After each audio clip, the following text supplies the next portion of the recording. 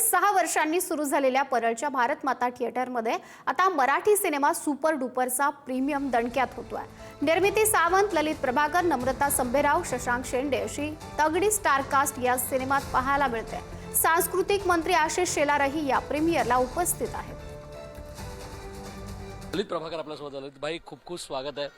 आनंदाची गोष्ट आहे, सुपर डुपर प्रीमियर सोहळा, त्याच सुपर डुपर भारत माता होतोय। किती आनंद होतोय? खूपच जास्त, म्हणजे शब्दात मांडू शकणार नाही असा आनंद आहे। कारण इथे आपले सगळे दिग्गज ज्या मंडळींनी मोठमोठे सिनेमे केलेत, मोठमोठी कामं करून ठेवलेत, त्यांचे सिनेमे ह्या थिएटरने उचलून धरले, इथल्या लोकांनी उचलून धरले आणि सिनेमे हिट केलेत या आपल्या सिंगल स्क्रीनने।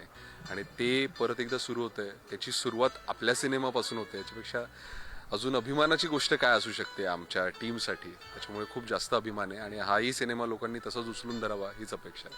खरं तर मराठी प्रेक्षकांना हेच हवं होतं, कारण 6 वर्ष हा थिएटर बंद होता। ललित भाई, पुन्हा एकदा ते एंटरटेनमेंट सुरू होईल का? लालबाग परळ भागाच्या लोकांना पुन्हा एकदा मराठी सिनेमा हक्काच्या ठिकाणी पाहायला मिळेल? मला असं पूर्ण खात्री आहे की आपले मराठी माणसं इकडची ही जी काही वर्ष गेली आहेत मध्ये त्याला न्याय देतील आणि इथे आता जे कुठले आपले मराठी सिनेमे लागतील इथून पुढे ते सगळे सिनेमे तसेच हिट होतील। आणि आता सुपर डुपरच्या निमित्ताने काय सिनेमा पाहिलायस का, की आज पहिल्यांदा पाहणार आहेस? काय आज बघणार आहे मी पण। म्हणजे लोकांना सांगणार आहेस काय? प्लीज सांग, सिनेमा छान झालाय, मी बघितलाय, सिनेमा छान झालाय। एकतर तू बघितलायस त्याच्यामुळे तूच सांगितलं पाहिजेस ते, आणि डबिंग करत असताना आम्ही बघितला सिनेमा, त्याच्यामुळे सिनेमा आम्ही करत असताना पण जी मजा आली आहे, स्क्रिप्ट जी होती, त्याचं प्रिमाइस जे होतं ते विलक्षण आहे, जे प्रत्येकाला रिलेट होईल आणि तुम्हाला मजा येईल असंच आहे। त्यामुळे कुटुंबाला आवडेल असा एक सिनेमा आम्ही बनवला, याची आम्हाला पूर्ण खात्री आहे। जरी मी सिनेमा बघितला नसला तरी मी खात्रीने सांगतो तुम्हाला, हे तुमचं मनोरंजन 100% करेल।